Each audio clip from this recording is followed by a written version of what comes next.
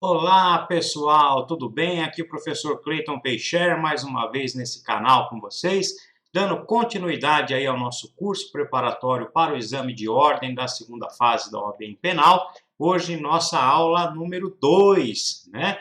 Ontem tivemos a primeira aula e falamos, né, de preparação técnica, física, né, emocional, entre tantas outras aí. Hoje damos sequência aí ao nosso curso. Hoje uma aula extremamente importante, doutores. Nós vamos falar hoje de raio-x e de estrutura de peça.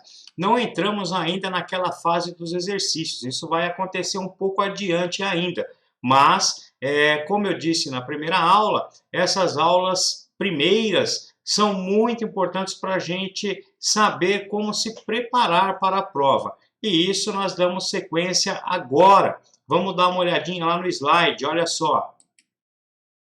Na aula anterior, nós falamos então de preparação física, né? Falamos como que você deve se preparar fisicamente, adaptar o seu corpo para o dia que fizer a prova, né? Falamos de preparação técnica, dizendo como seria a nossa metodologia de aula, como faríamos, né? E, por fim, falamos da preparação emocional, aquela que você precisa estar concentrado e tranquilo para chegar no dia da prova e fazer uma prova bem feita. Então, hoje, dando sequência ao nosso curso, nós falaremos da estrutura da peça. Como eu disse a vocês ontem, vocês vão chegar no momento da prova e eu falei que não era nem para ler o problema. Olha só, esse professor é maluco, né? Eu tenho 5 horas para fazer prova, vou perder tempo fazendo rascunho, sem ver o que vou encontrar pela frente, sem ler o problema. Isso mesmo, doutores e doutoras, isso mesmo.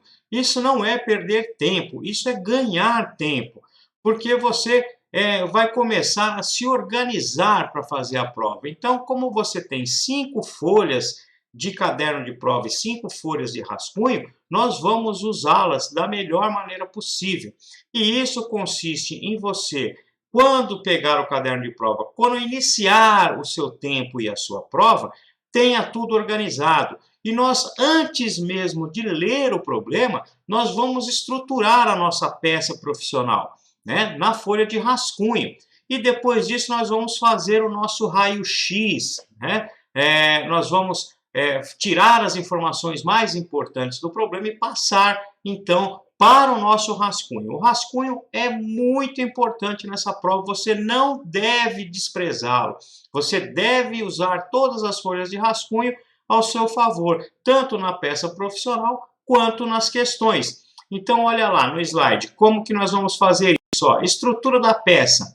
O primeiro ponto, doutores, a primeira coisa a ser feita na prova, quando você abrir o caderno de prova, você vai ter a parte que você vai redigir a sua peça e ao lado você terá a folha de rascunho. E você vai fazer exatamente do jeito que eu estou colocando para vocês aqui. Antes mesmo, como eu disse, de ler o problema. Não é hora de ler o problema ainda, tá? E não pensem, mais uma vez eu repito, não pensem que vocês estão perdendo tempo com isso, porque não estão, na verdade estão ganhando. Então você vai colocar o seu número 1 lá, ó, endereçamento, e vai deixar 2 pontinhos lá em branco para preencher depois. Depois você vai colocar aí embaixo, ó, preâmbulo, preâmbulo.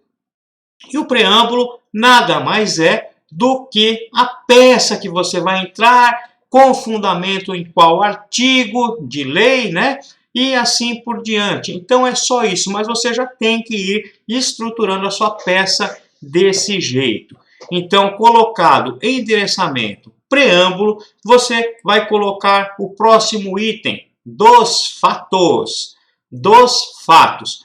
E aqui é só para você estruturar mesmo e saber como montar a sua peça, questão de estética, porque até agora nós não lemos o problema. Eu disse a vocês, passado essa fase dos fatos, então nós teremos do direito. E essa, sem dúvida nenhuma, é a parte mais importante da sua peça, onde você vai ter que discorrer sobre as teses, né, que você vai argumentar na sua peça. Então eu sugiro que vocês façam do jeito que está aí no slide. Endereçamento, preâmbulo dos fatos, do direito. Aí agora sim você deixa um espaço na sua folha de rascunho. Deixa um espaço de uns 4, 5 dedos mais ou menos, né, que ali é onde você vai preencher depois as suas teses. Verifiquem, doutores, percebam que nós estamos fazendo praticamente um checklist, né, na sua folha de rascunho. E depois do direito, você vai colocar, deixando esse espaço, vai colocar dos pedidos e deixar mais um espaço da mesma forma. Da mesma forma com que você deixou lá no direito, você vai deixar aí nos pedidos. Sem esquecer, em momento algum, que isso você vai estar fazendo na sua folha de rascunho, ok? Aquela que você não vai usar para fazer a sua peça. Isso é o seu rascunho, tá? Depois você vai colocar, ainda nessa estrutura de peça, local e data. Local e data. E depois, advogado, OAB, 3 pontinhos. Certo, doutores? Percebam. Nós, antes de ler o problema, antes de fazer absolutamente qualquer coisa na prova, você vai ter que pegar o seu caderno de prova, colocar na sua banqueta, na sua mesa ali, abrir e na sua folha de rascunho você vai estruturar, na primeira folha, você vai estruturar a sua peça profissional, colocando lá então endereçamento, preâmbulo, dos fatos, do direito, deixa um espaço, dos pedidos, deixa mais um espaço. Local e data, 2 pontinhos. Por quê? Porque isso é importante, doutores. Porque a OAB geralmente pede para que vocês datem a sua peça no último dia do prazo, né? Às vezes coloca assim, olha, o réu foi citado ou foi intimado no dia 4, terça-feira, sendo que o próximo dia era útil. Então você vai ter que fazer um calendário, você vai ter que descobrir qual é o prazo e qual é a data correta para colocar na sua peça, e isso nós veremos adiante como fazer lá na resolução dos exercícios. Entretanto, como eu disse a vocês, não lemos o problema ainda, não sabemos nem do que se trata, mas você estruture a sua peça na folha de rascunho desse jeito, ok? E depois você vai colocar lá embaixo advogado, OAB, 3 pontinhos. E isso é muito importante também para que você não identifique a sua peça de maneira alguma. Você não pode colocar o seu nome, você não pode colocar número de OAB, você vai colocar somente advogado, assinatura, OAB, 3 pontinhos. E com isso você vai estar pontuando, e é isso que a OAB exige. Nos exercícios vocês vão perceber que a OAB pontua praticamente tudo. Se você acertou o endereçamento, recebeu pontuação. Se você entrou com a peça correta e com fundamento no artigo correto da pontuação, sem esquecer que não podemos errar a peça porque zera, né? Isso não vai acontecer com vocês com toda certeza, mas eu preciso passar isso a vocês e demonstrar que a OAB pontua em tudo. Então, os pontos que são dados, né, aqueles fáceis, aqueles é o que nós não vamos perder, não vamos deixar passar em branco os pontos fáceis de se colocar no bolso, porque isso pode representar lá no final, na soma da contagem dos pontos, a sua aprovação. Já pensou, doutor ou doutora, você ser reprovado por 0,15 e 0,15 era o valor que valia a data, o local e data correto na sua prova e você não colocou? Pois bem, esses pontos nós não vamos perder e vamos treinar muito acerca disso para que possamos chegar à tão almejada aprovação no exame da ordem e lá buscar a nossa carteira vermelha, ok? Bom, passado isso, doutores e doutoras, essa fase estrutural, como eu disse a vocês, isso aí vocês devem memorizar, tá? Essa estrutura de peça, endereçamento, preâmbulo dos fatos, do direito, dos pedidos, local e data e OAB, advogado OAB 3 pontinhos, isso tem que ser música na sua cabeça, doutor e doutora. Isso você tem que escrever numa folha de caderno e pregar na geladeira, na porta do seu armário, do guarda-roupa, na parede do banheiro, no teto do quarto. Isso tem que ser gravado na cabeça de vocês, porque se vocês tiverem fotografado essa estrutura de peça, com certeza vocês já estão adiantados na resolução do problema da prova da ordem e já sai na frente de muitos que não se prepararam aqui com a gente, ok? Então, pois bem, passada essa fase da estruturação da peça, nós vamos lá para o nosso raio-x. E o que seria o raio-x? O raio-x nada mais é, doutores e doutoras, de trazer as informações que tem no problema de uma forma organizada para nós, né? Então você já estruturou a sua peça, já está naquela folha de rascunho o jeito que é para fazer. Então agora nós vamos ler o problema.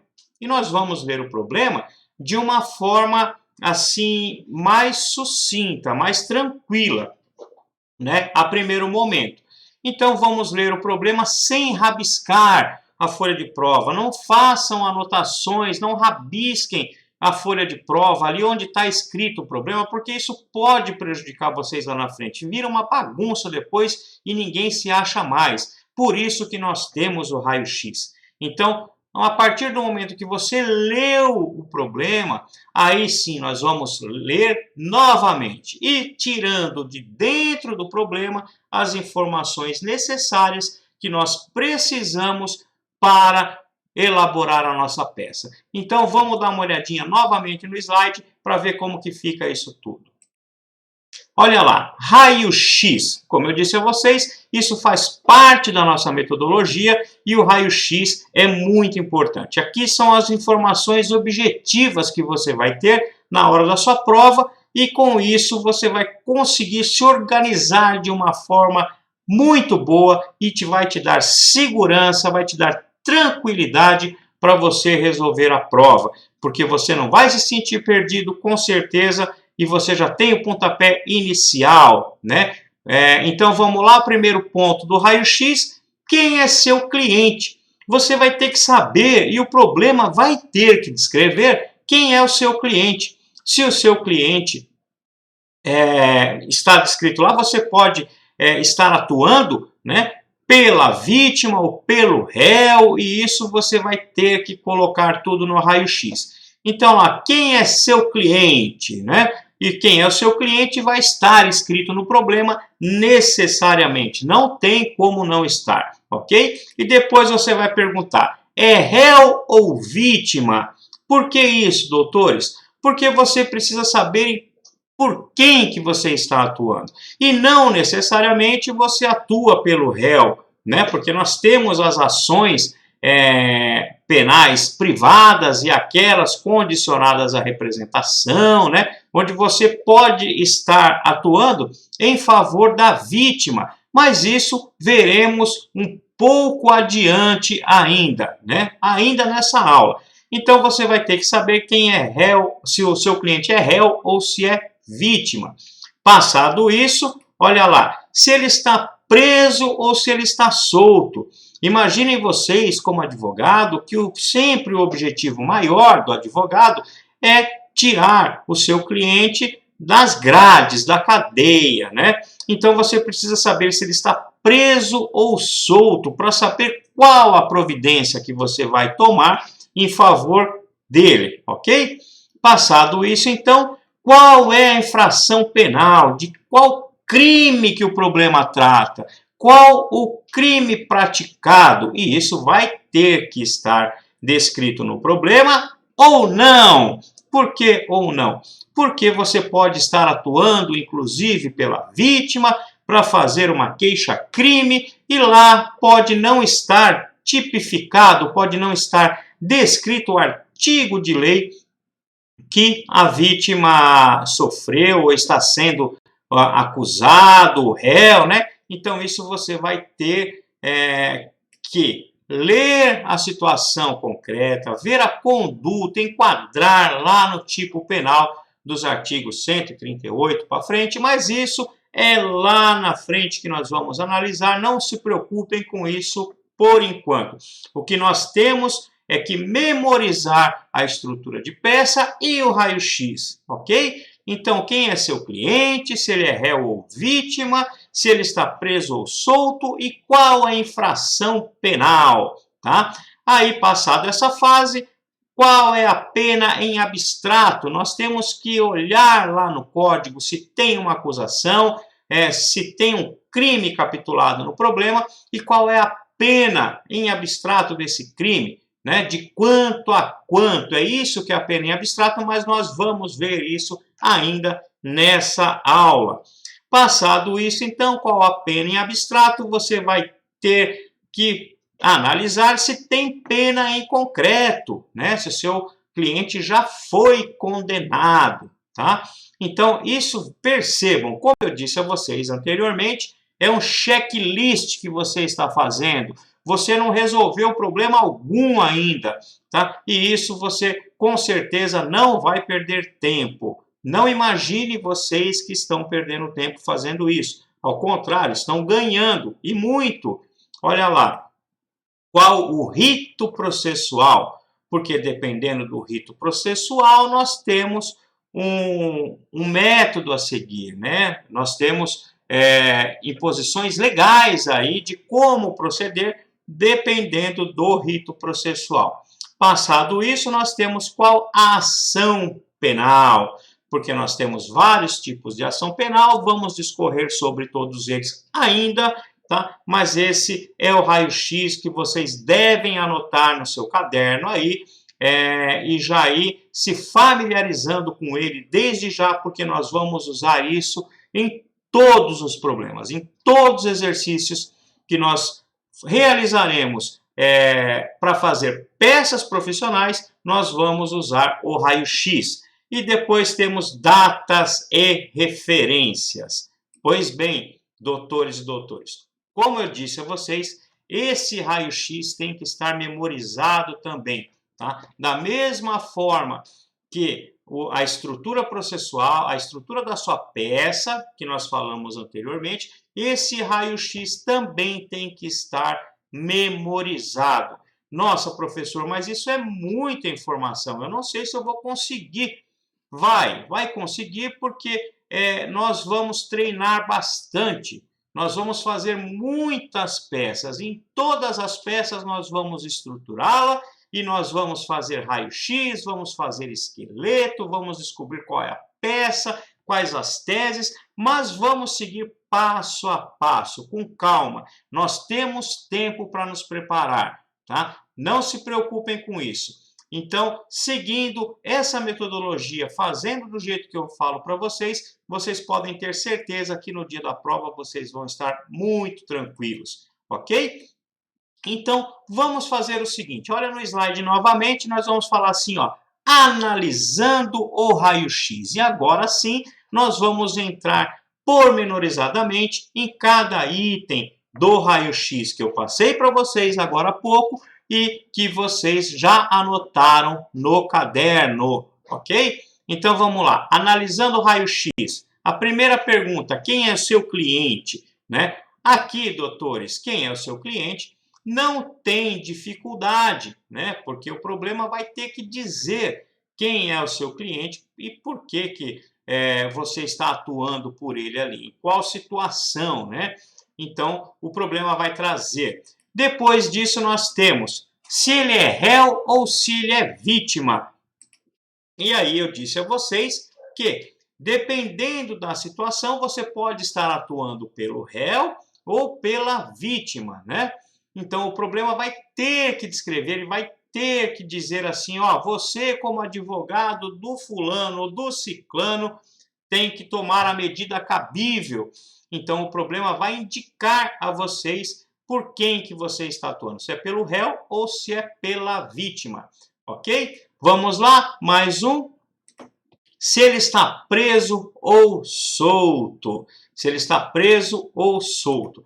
Aqui também, doutor e doutora, não existe dificuldade, porque o problema vai dizer. E se ele não disser explicitamente, vai dar a entender que o seu cliente está solto ou preso, porque se ele estiver preso, provavelmente você tenha alguma medida a tomar para buscar a liberdade do seu cliente, ok?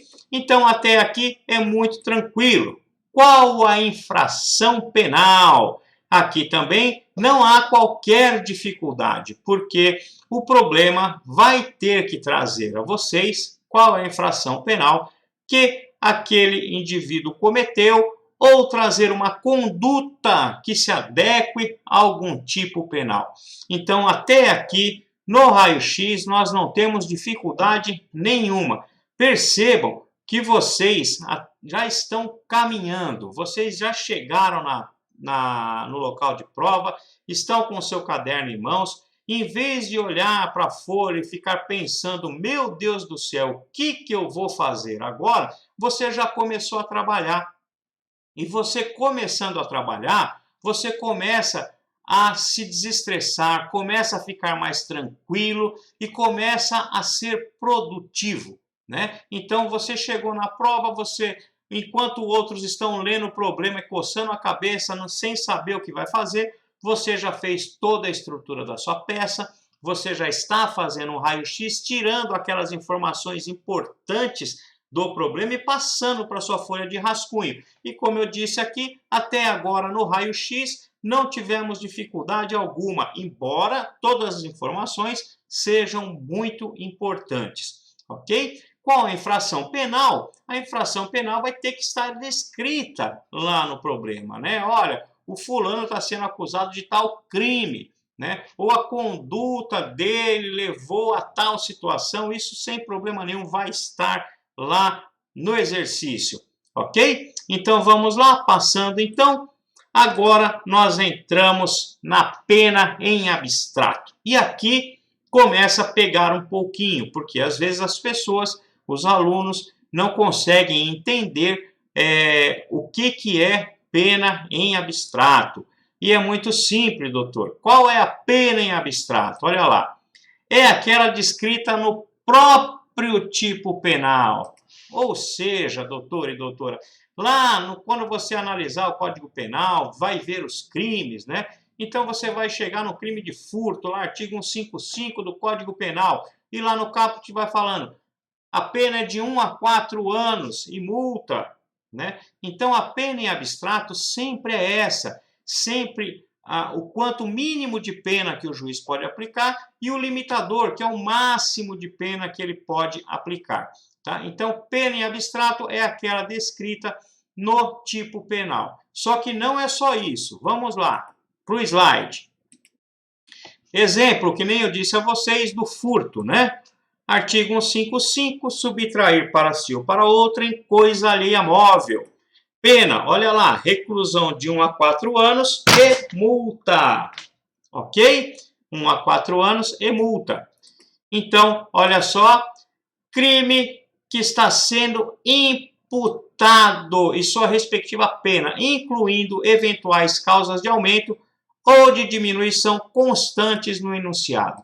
O que quer dizer isso, doutor e doutora? Isso quer dizer que você, quando analisar a pena em abstrato, você deve levar em consideração todas as causas de aumento ou diminuição de pena, né? Agravantes, se tiver, atenuantes não lá na frente, mas o problema dizendo que é um roubo qualificado, por exemplo, você vai ter que pegar a pena do roubo qualificado, tá? Incluindo a causa de aumento. A pena sempre você vai analisar ela em todos os sentidos. Olha só. Como exemplo aqui, ó, corrupção passiva, artigo 317. Solicitar ou receber para si ou para outrem, direta ou indiretamente, ainda que fora da função antes de assumi-la, mas em razão dela, vantagem indevida ou aceitar promessa de tal vantagem. Pena, reclusão de 2 a 12 anos e multa, ok? Olha o parágrafo 1º. A pena é aumentada de 1/3 Se, em consequência da vantagem ou promessa, o funcionário retarda ou deixa de praticar qualquer ato de ofício ou o pratica infringindo o dever funcional. Então, doutor e doutora, aqui nós temos uma causa de aumento de pena. E qual é a pena em abstrato que você deverá considerar? Você tem que considerar de 2 a 12 mais 1/3, né? Então, você teria aí 12 mais 1/3, mais 4, você teria uma pena em abstrato máxima de 16 anos, ok? Então, não esqueçam disso. Olha lá. Mais uma observação para vocês aqui, ó. Observação 1. Deve ser... Opa, desculpe o erro de digitação aí, doutores. Deve ser considerado o crime imputado, mesmo que o crime efetivamente praticado seja outro. E o que isso quer dizer? Quer dizer que quando você lê o problema, você vai considerar o crime que ele está sendo acusado. Ou seja, ainda que a sua tese seja de desclassificação lá na frente, você, nesse momento, fazendo o seu raio-x, você deve considerar um roubo, por exemplo. Nem que você fale, não foi roubo, foi furto. Mas, nesse momento, se o problema trouxer um roubo, você considere a pena do roubo, ok? Não vamos esquecer disso, hein? Olha lá, vamos mais adiante. Observação 2. Se o problema não apontar exatamente o tipo penal, deve-se principiar, tipificando a conduta, atentar para várias condutas, praticou calúnia, injúria, difamação e etc., e somar as penas. Ou seja, você deve considerar todas as condutas. Nós temos, muito comumente, quando você está atuando pela vítima, que ou numa ação privada, né, você vai ter que ingressar aí com uma queixa-crime, e o problema é trazer para vocês várias condutas, que aquele rapaz do qual o seu cliente é vítima praticou calúnia, injúria, difamação dentro do mesmo contexto, então você vai ter que analisar essas condutas, somar todas as penas para chegar ao final à pena máxima em abstrato. Tá? Vamos seguindo lá no slide que eu vou mostrar melhor para vocês isso aí. Olha lá, o exemplo da namorada que quebra o carro velho do namorado, xinga ele na frente de outras pessoas, né? Então ela vai ter aí o crime de dano. O crime de dano ela praticou porque ela quebrou o carro, né? E o crime de dano está no artigo 163 do Código Penal, que tem uma pena de 1 mês a 6 meses e que se procede mediante ação privada, né? Aí você vai lá, um crime de injúria, ela injuriou ele na frente de todo mundo, né? Xingou ele na frente de outras pessoas. Então você tem o crime de injúria, que está lá no artigo 140 do Código Penal e tem uma pena de 1 mês a 6 meses, também ação privada, né? E olha lá, na frente dos outros, isso é uma causa de aumento de pena, né? Que está lá no artigo 141, inciso 3, pena aumento de 1/3. Então, você deve considerar todas essas situações e somar lá o total da pena em 1 ano e 4 meses, através do rito sumaríssimo, mas o rito nós veremos adiante, ok? Passado isso, então, doutores, feitas essas considerações de que você deve analisar a pena em abstrato, abrangendo todas as condutas, somando todas as causas de aumento, né, para chegar à pena máxima possível de condenação, nós temos que partir para saber se já existe alguma pena em concreto. E, por vezes, tem problemas que não vão trazer pena em concreto. Será condições aí de a gente tratar de liberdade, de tratar de execução penal e outras situações. Tá? O problema pode não trazer para você pena em concreto, mas pode trazer também a pena em concreto e isso é muito importante. E como que nós vamos analisar isso? Vamos dar uma olhadinha lá no slide. Olha lá. Qual a pena em concreto? Deve ser considerada aquela descrita no problema. Se tiver, como eu disse a vocês, nem todo problema vai trazer a pena em concreto. Mas se trouxer, você deve considerar a que o problema está te trazendo. Afinal de contas, o que a OAB fala no problema é verdade e a gente vai seguir, né? Então, considerem, doutores e doutoras, a pena que tiver no problema. O réu foi condenado a pena de 5 anos e 4 meses por roubo circunstanciado. É um exemplo de como você vai analisar e perceber que já existe uma pena em concreto. Olha lá mais um. O réu foi condenado a pena de 1 ano e 4 meses pela prática do crime de furto, descrito no artigo 155, parágrafo 1º do Código Penal. Ok? Então, olha só, a pena em concreto, quando tiver, ela vai estar descrita no problema. Isso vocês não precisam se preocupar, ok? Sem problema nenhum. Agora nós vamos analisar a outra parte do raio-x que diz respeito ao rito processual. Vocês viram que nós analisamos quem é seu cliente, se ele é réu ou vítima, se está preso ou solto, qual a infração penal que ele praticou, se existe pena em abstrato, se existe pena em concreto, e agora o próximo item é o rito processual, e nós temos que analisar dessa forma aqui, ó, que está no slide. Rito processual. Comum tem relação com a pena, ou seja, dependendo da quantidade de pena, você vai ter um rito processual que nós vamos escorrer. Já eu vou mostrar para vocês logo em seguida no slide. Entretanto, nós precisamos de plano ter em mente que a base para todos eles é o rito comum ordinário, né? Então, o rito comum ordinário serve como base para todos os outros e isso nós não podemos esquecer, tá? Então, vamos lá dar uma olhadinha. Como eu disse para vocês, a base é o procedimento ordinário, tá? E depois nós vamos ver qual é o rito processual comum, tá? Que tem relação com a pena, ok? Dessa forma, doutores e doutoras, olha lá. Ordinário, pena máxima maior ou igual a 4 anos.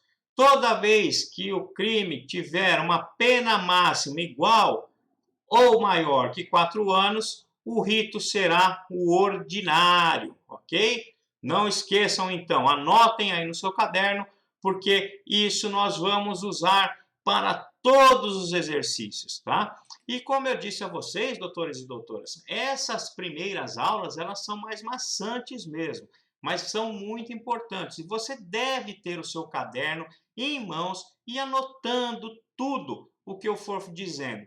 Principalmente o que nós estamos discutindo nessa aula, tá? Então já façam isso na sua folha de caderno, já deixem a estrutura da peça pronta, do jeito que estava nos slides, faça o raio-x, colocando todas essas observações, porque nós vamos usar isso em todas as resoluções das peças práticas, né?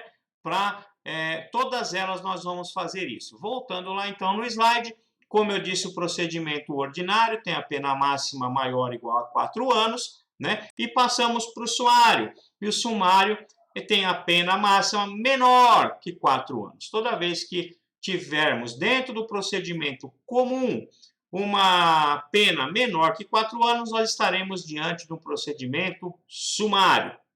E temos, por fim, o procedimento sumaríssimo, que a pena é menor ou igual a 2 anos, né? Toda vez que a pena for igual ou menor a 2 anos, trata-se de GCRIM, tá? Trata-se de Juizado Especial Criminal. Crimes de menor potencial ofensivo. Mas, professor, então eu posso dizer que o procedimento sumário é aquele que é menor que 4 e maior que 2? Não, não necessariamente. Por isso que eu deixei no slide para vocês que o ordinário é uma pena máxima maior ou igual a 4 anos, O sumário é uma pena menor que 4 anos e o sumaríssimo é igual ou menor a 2. E por que eu fiz isso? Porque existem exceções importantes que vocês devem ter em consideração para não se perder e não fazer bobagem na hora da prova, tá? Então, nós temos algumas exceções a isso. E olha lá, mas isso vamos ver ali na frente, depois eu vou mostrar para vocês isso. Vamos partir, então, em direção ao rito especial, ok? E olha lá, todo rito especial tem relação com o crime. E aqui nós não falamos mais da quantidade de pena, nós falamos do crime. E olha só, nós temos alguns procedimentos para determinados crimes. Temos lá o júri, por exemplo, como está aqui, ó.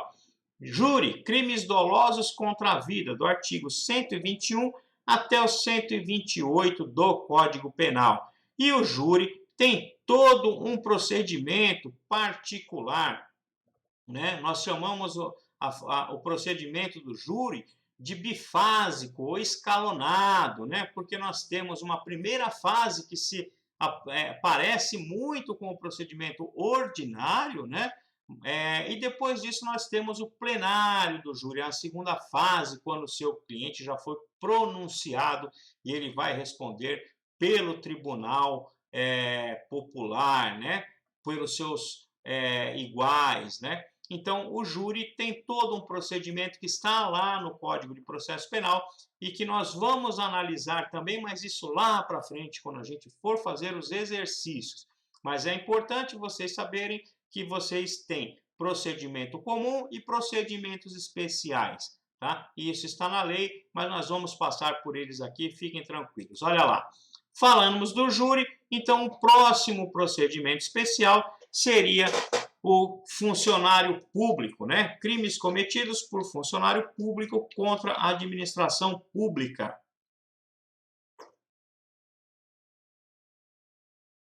Esses crimes estão tipificados lá a partir do artigo 312 até o artigo 327 do Código Penal, ok? Mais um, vamos lá. Honra, honra, calúnia, difamação e injúria, tá? Artigo 138 a 145 do Código Penal. Aqui trata-se de ações penais privadas, né? Onde a vítima ingressa com a ação, então temos um outro procedimento, um rito processual diferente também. Depois nós temos propriedade imaterial, que é o famoso plágio, né? Violação de direito autoral, do artigo 184 do Código Penal, também como um rito especial. Passado esse, nós temos a drogas, lei de drogas, que é tão importante. Essa vocês têm que passar por ela, dar uma relembrada, ler, porque é muito importante, ok? Então, nós temos 5 procedimentos especiais aí que devem ser levados em muita consideração.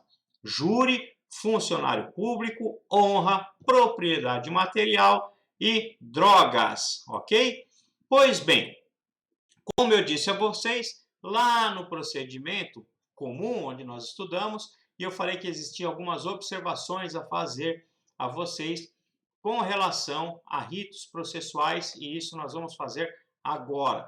Então, não deixem de estar com a sua caneta na mão, seu caderno em mãos, para nós anotarmos tudo isso direitinho, para que você esteja totalmente preparado e não seja pego de surpresa, ok? Vamos lá, então. Observações. 1. O rito do júri prevalece sobre todos os outros. Ou seja, o que quer dizer isso? Quer dizer que o júri, tá? O procedimento do júri prevalece sobre os outros quando você tiver crimes conexos. Imaginem vocês que você teve um homicídio, né, qualificado com emprego de arma de fogo, de uso restrito, ilegal. Então, esse crime do porte de arma de fogo, ele vai ser conexo ao homicídio. Ele vai ser julgado lá no júri. então o júri prevalece sobre todos os outros, tá? Deixem isso anotado aí para vocês. Vamos lá para o próximo. O rito sumaríssimo, ou seja, G-CRIM, prevalece sobre os especiais. Se pela pena em abstrato cabe o rito sumaríssimo, este prevalece sobre os ritos especiais, tá? Isso quer dizer o quê, doutor e doutora? Quer dizer que se você tem crimes, por exemplo, contra a honra, que tem um procedimento especial, mas somado às penas em abstrato não ultrapassem 2 anos, deverá ser tido o rito do juizado especial criminal, tá? O rito sumaríssimo será G-CRIM, independentemente do procedimento especial que é determinado lá nos crimes contra a honra, ok? Não, sem se esquecer, né, que se você tiver a soma de várias condutas daquela, como eu disse anteriormente, e que essas condutas ultrapassar os 2 anos, então você deverá seguir o rito lá dos crimes contra a honra e não do G-CRIM. Mas, se chegar até 2 anos, deve prevalecer o G-CRIM, ok? Mais uma para vocês aqui, então, 3. Aos crimes regidos pela Lei 11.340, Lei Maria da Penha, não se aplica o rito sumaríssimo. E isso é muito importante, doutores e doutoras. Ou seja, nada, absolutamente nada da Lei Maria da Penha se aplica à Lei 9.099. Tudo que for violência doméstica familiar contra a mulher não é G-CRIM. E isso tem que ter um asterístico aí com vocês para que vocês não esqueçam, ok? Vamos lá, seguindo o nosso caminho aqui. Qual é a ordem de prevalência? E como nós vamos fazer isso? Olha só, você vai sempre perguntar primeiro, é júri? Ok? Então você vai elencar algumas perguntas para você saber qual é o rito processual. E nós vamos perguntar primeiro, é júri? Se não for júri, nós vamos para a próxima. E qual é a próxima? É sumaríssimo, ou seja, é G-CRIM. Tá? Se não for G-CRIM, seguimos adiante e perguntamos novamente, é algum dos outros procedimentos especiais? É funcionário público? É honra? É propriedade material? É droga? Não. Então, se você, analisando o problema, você está vendo o rito processual, você vai perguntar primeiro, é júri? É sumaríssimo? É algum especial fora o júri? Né? Se é funcionário público, se é honra, se é propriedade material ou se é drogas. E se não for nenhum desses, se ele é ordinário ou sumário, do jeito que nós verificamos um pouco atrás. O ordinário, pena maior ou igual a 4 anos, ou pena menor que 4 anos no rito sumário. Percebam, doutores e doutoras, você, para descobrir o rito processual, feita as devidas considerações que eu fiz com os senhores há pouco, você vai fazer algumas perguntas. E quais são elas? É júri? É sumaríssimo? Não, é algum outro especial? Funcionário público, honra, propriedade material ou drogas? Não, não é nenhuma dessas hipóteses, então, como residual, ou seja, só depois que você analisar todas essas situações que você vai ver se é ordinário ou sumário. Então, tenham o rito ordinário e o sumário sempre como residual, ok? Perfeito? Vamos lá, então, seguindo. E nós falaremos agora de ação penal. Ação penal. Só uma aguinha aqui.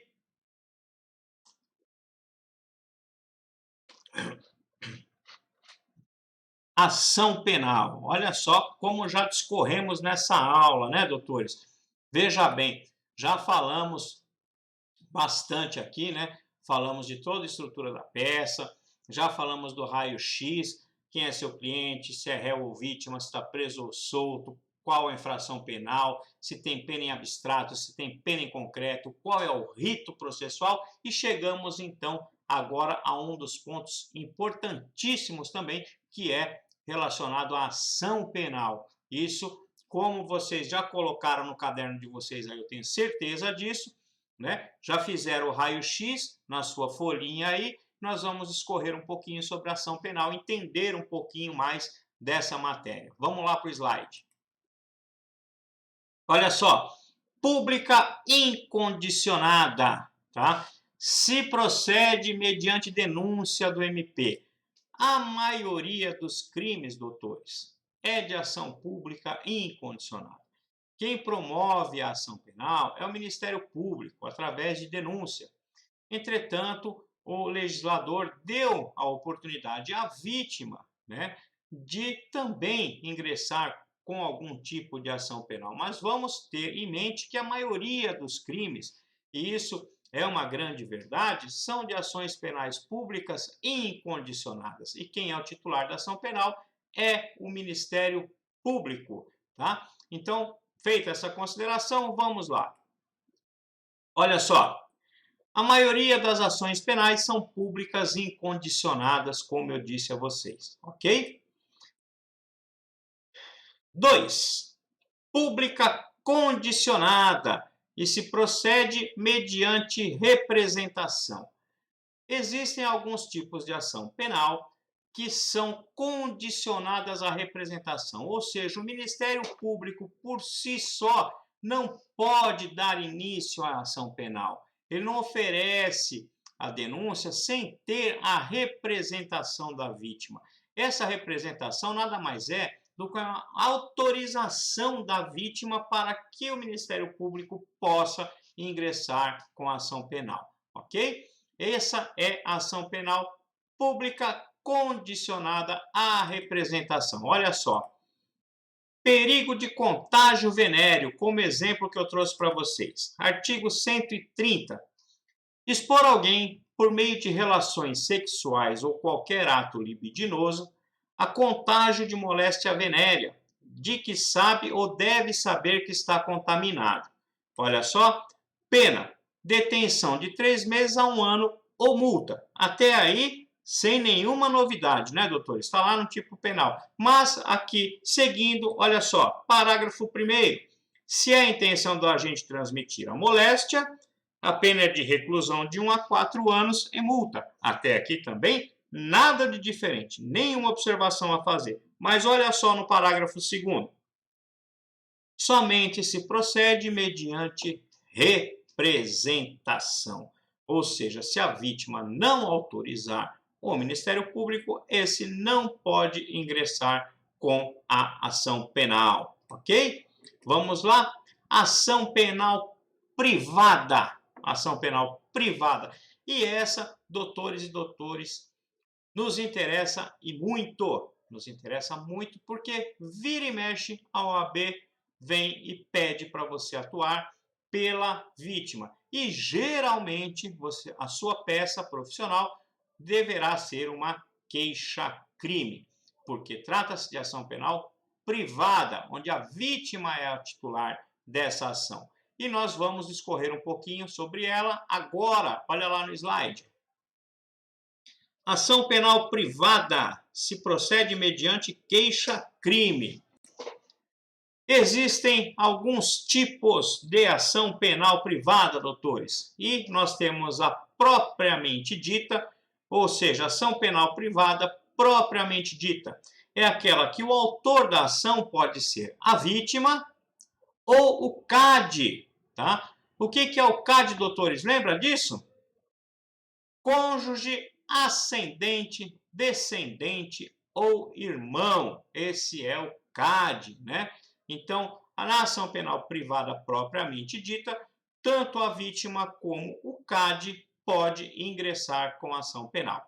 Seguindo, olha lá, nós temos a personalíssima, ação penal privada personalíssima. E aqui muda um pouco, porque aqui somente a vítima pode ingressar com a ação.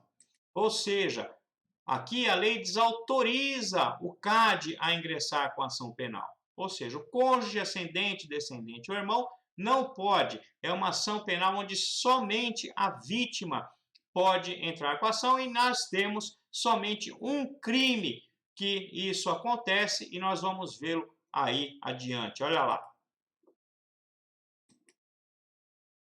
Induzimento a erro essencial e ocultação de impedimento.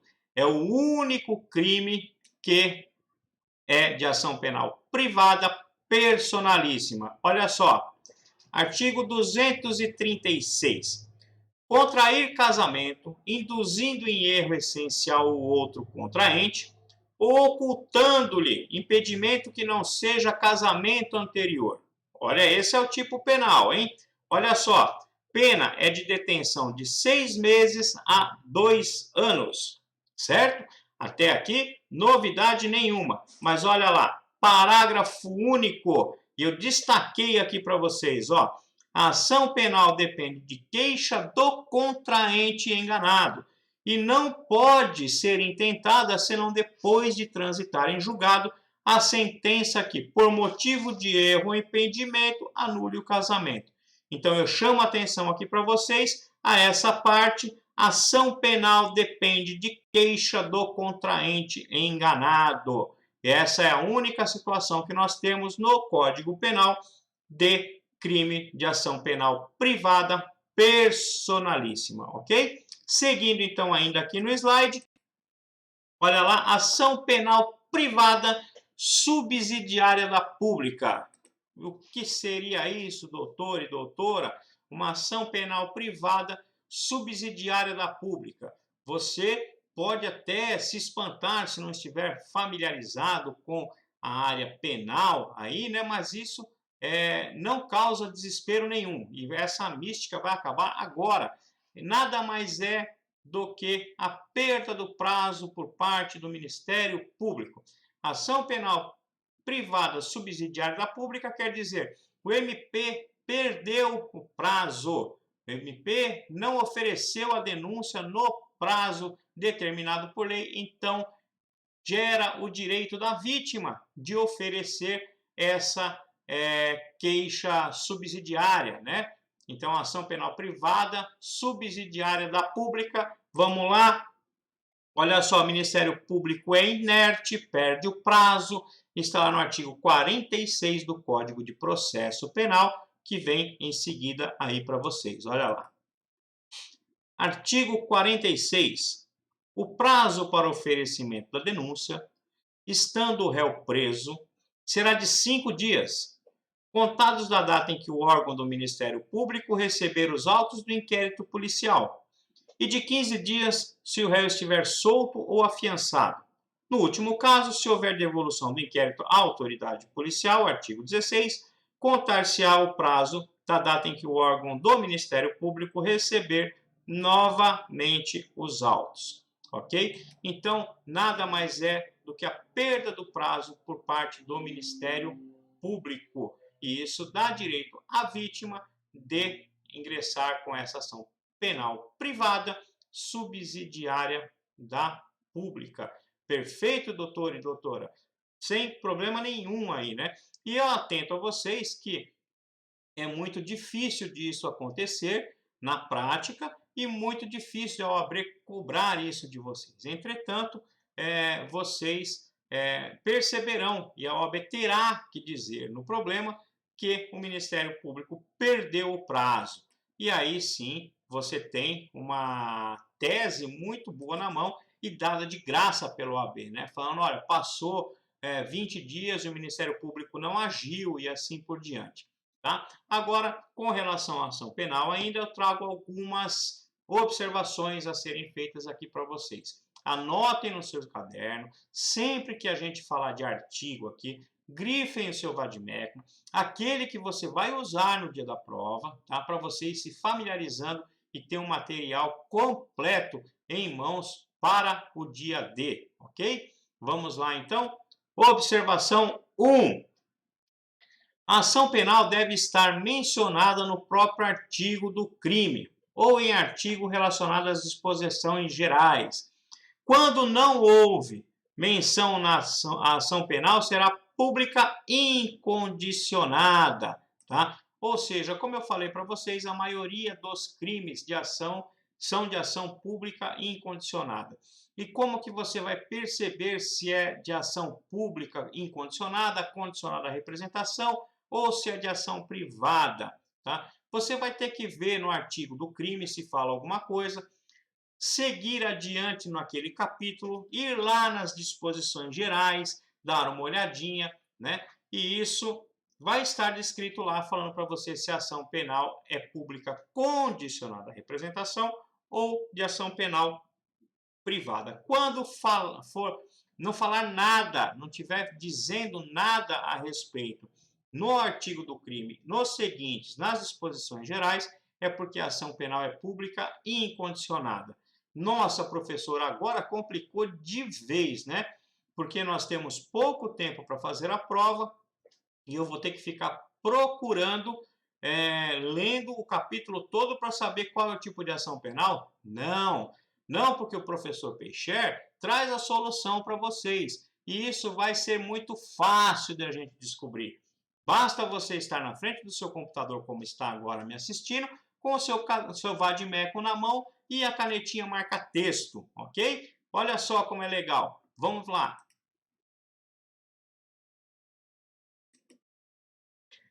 Você vai abrir uma página no navegador da internet e pesquisar Código Penal Planalto. Planalto, isso super simples, né? Olha só entrar na página da internet, no Google, coloca lá Código Penal Planalto. É o primeiro que vai aparecer, doutores, é o primeiro. E você vai clicar lá e ter o seu Código Penal na tela do seu computador, ok? Feito isso, nós vamos fazer o seguinte, olha só. Com o Código Penal em aberto, dar um Ctrl F, aí vai abrir uma caixinha lá no seu monitor, lá em cima, tá, relacionado à pesquisa. E você vai escrever a palavra queixa. Olha que difícil, né?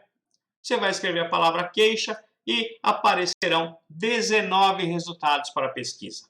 Sendo que você deve grifar no seu vade-mecum todas que aparecerem na parte especial do código. Assim, saberá todos os crimes que se procedem mediante queixa-crime. Olha só, né, doutor e doutora? Uma dica tão fácil, né? Tão simples e às vezes a gente deixa passar batido e fica se batendo aí para dificultar a nossa vida na hora da prova, né? Então você vai fazer isso. Como eu disse a vocês, vade-mecum que vocês vão levar para a prova tem que estar anotado, anotado não, sublinhado, né? Com a canetinha marca-texto. Não faça anotação no vade-mecum, que isso pode te prejudicar. E você vai fazer do jeito que eu falei. Ctrl F, queixa, aparecerão os 19 resultados. Os da parte geral não nos interessa, porque não está falando de crime, né, em espécie, e tudo que tiver na parte especial, né, do Código Penal nos interessa e você vai perceber que está lá, se procede mediante queixa, e você vai grifar, e se você se deparar com um problema desse na prova, você vai olhar o artigo do crime e já vai estar piscando um neon lá para você, dizendo que a ação se procede mediante queixa, ok? Poxa, professor, bacana, hein? E agora, como que eu faço com relação à representação? Olha lá. Repetir a pesquisa com a palavra representação. Simples assim, doutores. Do mesmo jeito que você fez com a queixa, você vai fazer com a representação. Anteriormente, aqui aparecia 19 resultados também. Mas tivemos uma alteração aí pelo pacote anticrime, né? E eu vou mostrar para vocês já já, e vão aparecer 20 resultados para a representação. Dessa forma aqui, ó, aparecerão 20 resultados, tá? Ctrl F no Google, no Código Penal, a palavra representação e vocês vão ver 20 resultados. Está lá assim, ó, estelionato.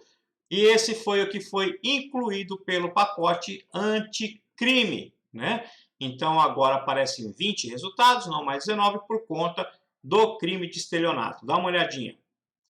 obter para si ou para outro em vantagem ilícita, em prejuízo alheio, induzindo ou mantendo alguém em erro mediante artifício ardil ou qualquer outro meio fraudulento. Esse é o estelionato, né?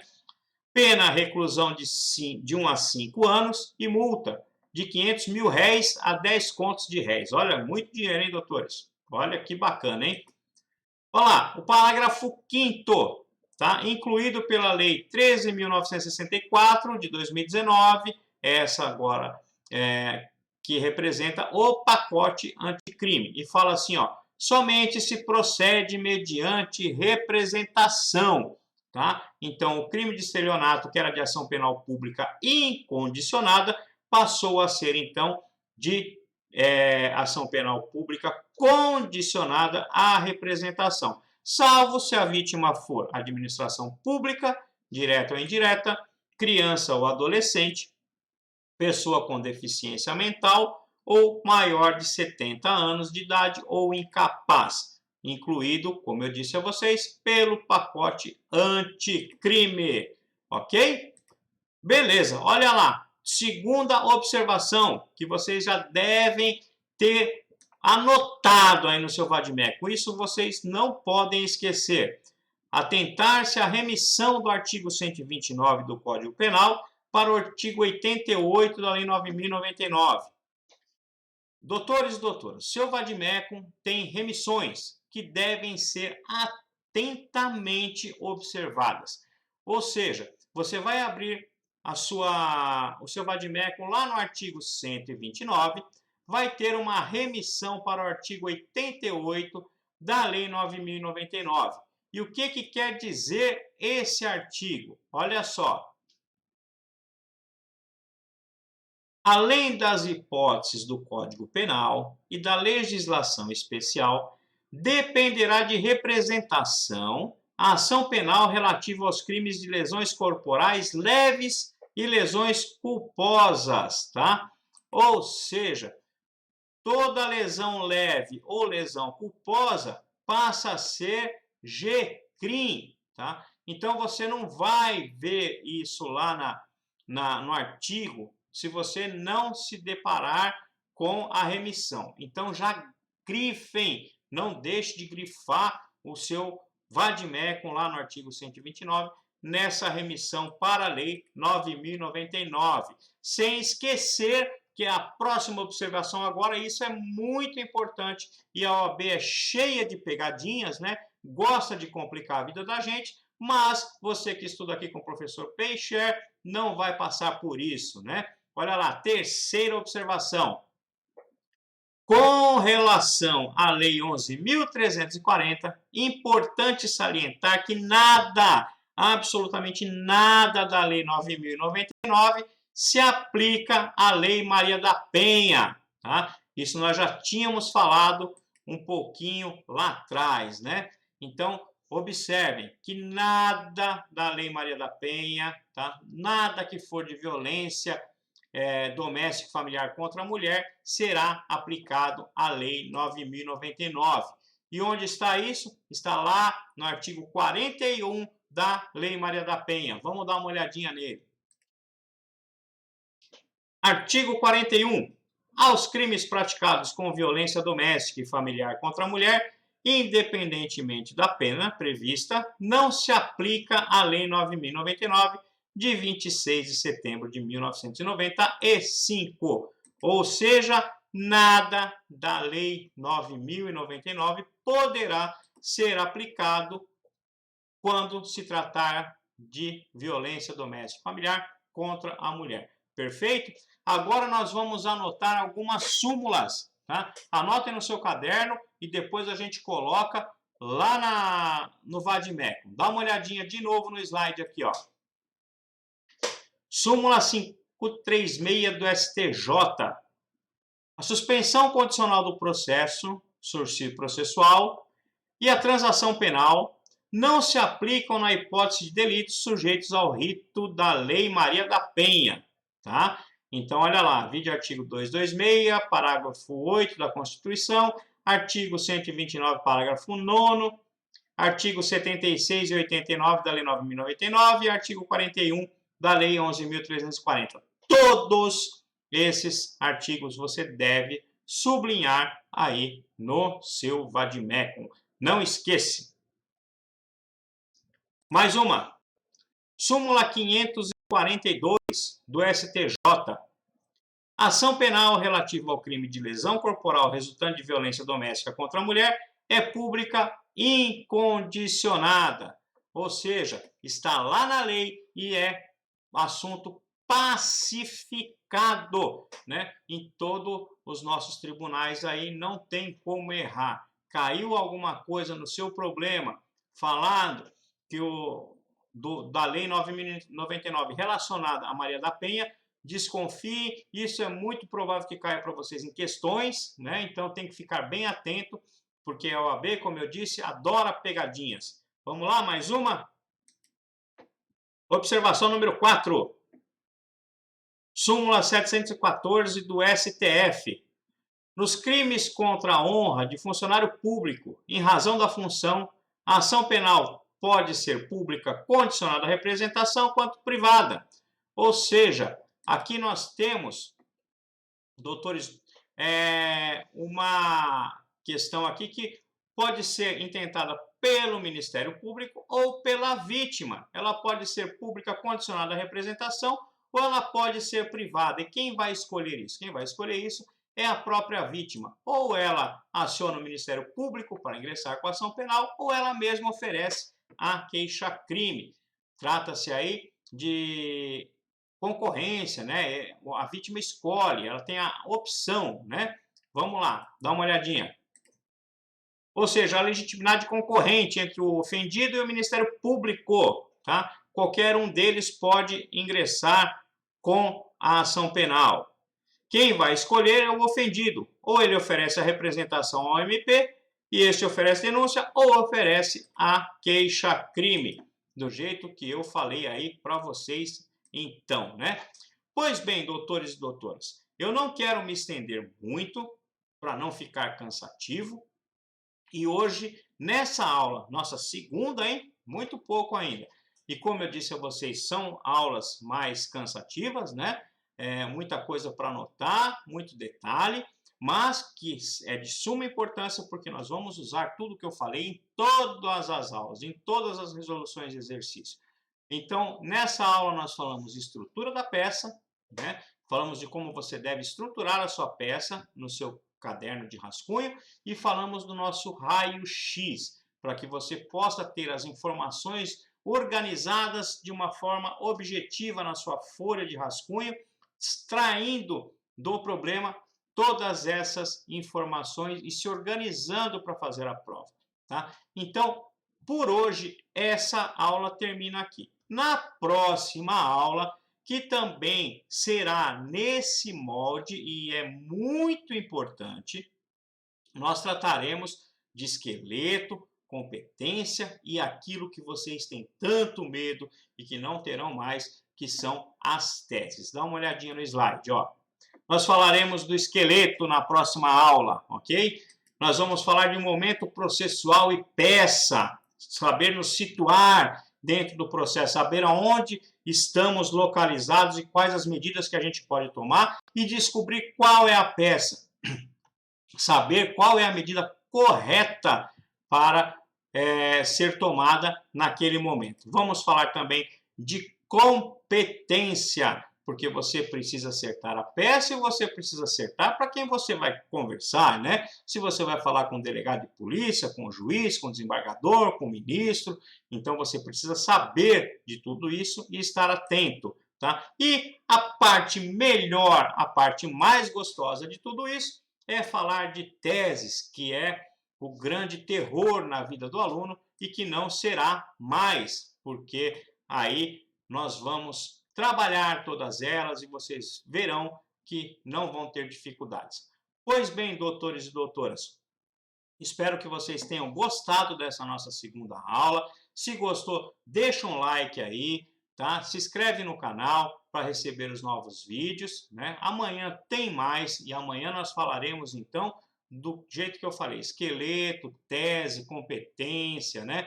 Isso é muito importante e não percam, porque essa parte da aula nós vamos usar em todos os exercícios, ok? Pois bem, doutores e doutoras, até amanhã. É um grande prazer estar aqui com vocês e até logo!